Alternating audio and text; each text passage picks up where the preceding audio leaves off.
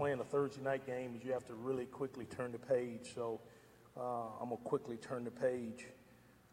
We did not play well enough on defense to win, and a lot of it was missed assignments and technique and fundamental errors that were really uncharacteristic by some of our older guys.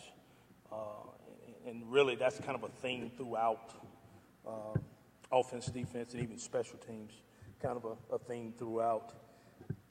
So we have to get better there. Some guys that did play well. Jordan Mitty played really, really well, I thought, as far as the defensive line. Jordan's been really consistent, played really well for us in the ball game. A guy that's going to get his first start is Savion Patton at nose. We feel like he is progressing really, really well for us. So I think he's on a path to be that guy at nose for us moving forward. Reese Jordan played really well, graded out better than any offensive lineman. So that's a positive. Again, another young guy up front, so it allowed us to move Aaron Brewer to guard, and we feel comfortable with sticking with that. Now, there's a big challenge this week because he's going to play some big guys up front this week. So, but he did really well in the ball game the other night. I think of a couple plays in the ball game that are pivotal. We're up 20-19 in the second quarter with about 12 minutes left, 3rd and 11. We've got a drop 8, cover 2 call with 2 hard corners. And Coach McCrae's done an unbelievable job of teaching our kids when there's a screen or a scramble, the angles that we use. We talk about 90 degrees. We watched that yesterday in the meeting.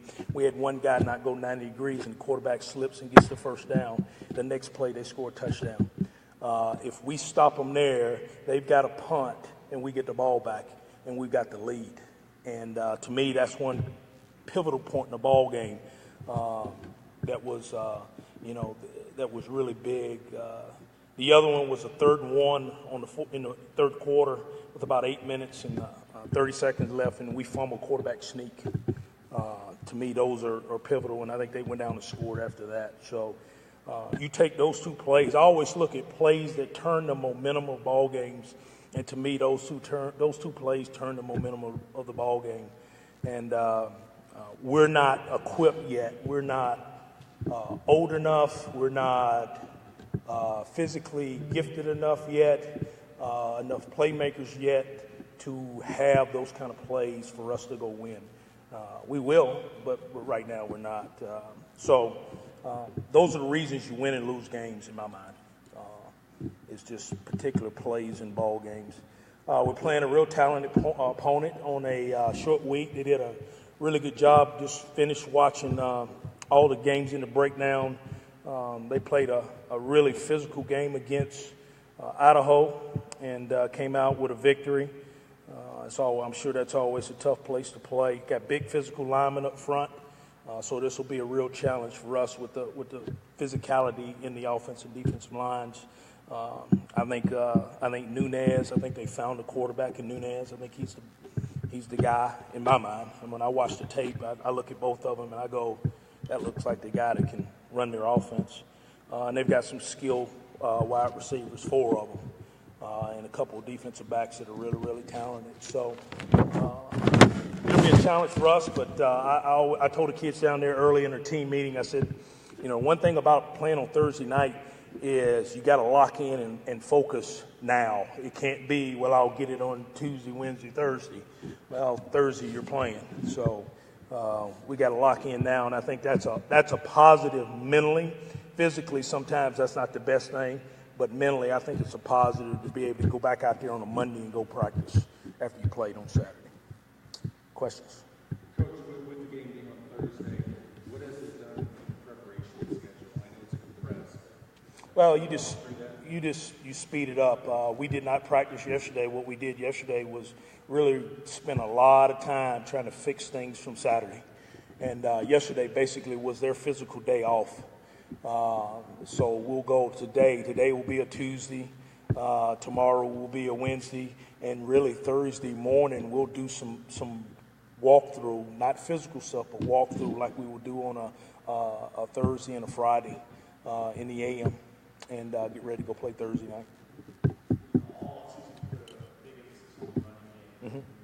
Past Saturday, some success there, first 100-yard game, finally back and Right. it's starting to kind of pay off. I'm starting to really buy into that. The run game needs the changes made on the offensive line. I think Anthony did a great job of running the football. I think we're still tinkering with things up front. I felt like we found a guy that can play center. Now, physically, he's not ready to be, he's not big enough right now. He will be. He's not big enough, Reese Jordan, but he did a great job of making calls. I think we had 5 total mistakes in the offensive line Saturday. So we got on the right guys for the most part. We protected fairly well up front. So being able to have Aaron Brewer play guard and do some things like that, which we all know he can go back and play center, allows us to be better in the offensive line. Jaquel Pierce has got to fight his butt off to get back in the rotation. But I feel like that's helped our run game. And again, I think we made a commitment to being better in the run game. There's 2 things that we've got to be good for us to go and move forward and start being competitive is we've got to find a way to run the football and we've got to play great defense. We've got to find a way. And those are the 2 things that we're really focusing on right now. Yes. Yes. Yeah. He can go play tackle if we need to. I think Coach Mateus has done a really good job of making a lot of those guys up front interchangeable. Coach, you mentioned Nunez as the quarterback for Louisiana. Coach Hudspeth has already named him the starter on Thursday. So I know there's not a lot out there on him, Sure. I guess, at this point, but can you kind of tell us about his strengths? I just saw what I saw against Idaho, and it looked pretty impressive. It looks like he got a live arm. Looks like he's got command in the offense. He doesn't look timid. Usually you look and you see if a guy is struggling with executing the offense. He doesn't look like he's, having problems executing the offense. Looks like he can make all the throws. So that's really all I know. I have not seen him other than the Idaho game, as far as studying him. But I think he looks like the guy. Does he like Caleb Evans maybe a little bit? Maybe a little bit. I don't know size-wise if they're similar, but very similar. I think he's got a little bit better arm and mechanics as a passer than Caleb Evans.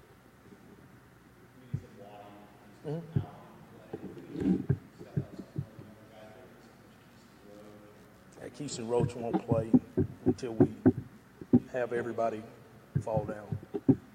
Yeah. But Waddy, there's a good chance Waddy will play Thursday. No, Waddy, we helped Waddy out last week, thinking we could get him ready to play Thursday night. So he'll be limited in practice, I'm sure, today and possibly tomorrow. But he's going to have to do something for us tomorrow before we say yes.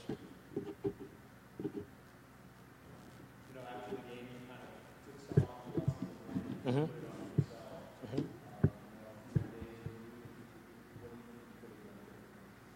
Coach better.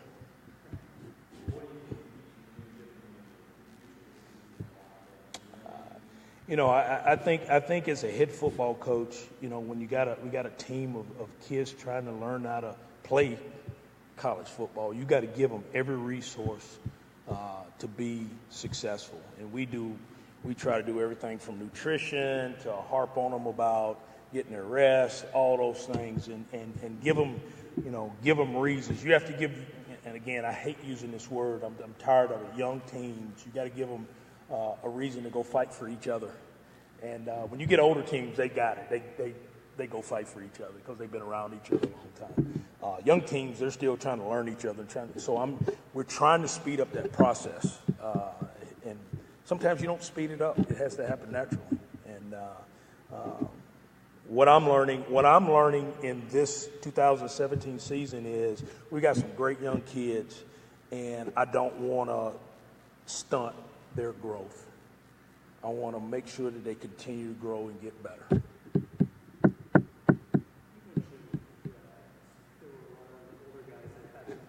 Sure.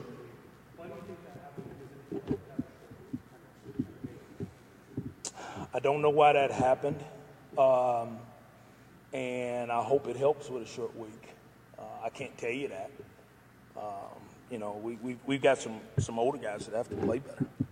You know, I see growth out of our young guys. Some of our older guys, you know, they've got to play better, or they're going to be over there with me, and the young guys going to be playing for them. You said you didn't want to stop the growth of those young guys. What do you think that growth? Where does that cause? I think we've had tremendous growth in a lot of young guys, and again, you may not see it out there on Saturdays, but I see it Sunday, Monday, Tuesday, Wednesday, Thursday. You know, guys growing up. I mean, you take a guy like Hutch White.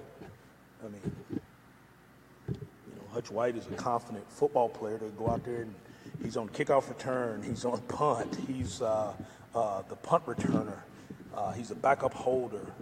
Oh, by the way, he's throwing reverse passes, and he's doing a lot of things. Jeremiah Haydell is our kickoff returner, and doing a good job. We need to block better for him, but he does a really good job. I mean, there's Caleb Twyfort's getting better. Savion Patton is going to be a starting nose guard at the FBS school at the halfway point of his freshman year. Reese Jordan is the starting center. So, I mean, there's a number of guys that are doing some good things. We just have to continue to grow those guys. And what I mean stunt growth is don't put too much on their plate where they can't be effective, where they can't just go play. If they get beat physically, then we need an off season with them to go get bigger and stronger. But let's don't stunt their growth by putting too much on them now and them not being able to perform out there. We can evaluate whether they're big enough or strong enough. We don't want to put too much on them where they can't go out and play fast.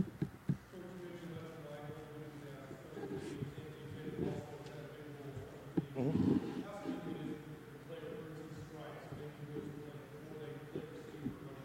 Yeah, that's really big for us. Is if you're not a member of our special teams and helping us on special teams, I really don't like to carry on the trip, to be honest with you. I talked to Anthony Smith in the team meeting the other day in front of his teammates and Jalen Nelson and asked him how many special teams are you on and how many are you helping us in. And right now it's 0. And I said, well, until you start doing that, you won't carry the ball. And people don't know this, that and I guess you guys know, I probably said it several times, Ezekiel Elliott was a 5 on the kickoff team at Ohio State for us before he ever carried the football. He was a guard on the punt team and a 5 on the kickoff team. He was not getting in the game. He was not going to play a snap until he ran down on kickoff at least halfway through the season. And he did that. He played guard on the punt team, and he was a 5 on the kickoff team, which is a real important position on the kickoff team. And he had to earn those stripes before he ever got a chance to carry the ball.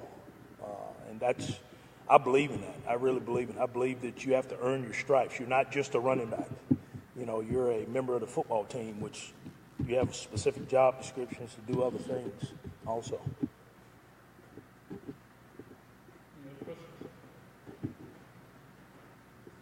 All right, guys. Yep.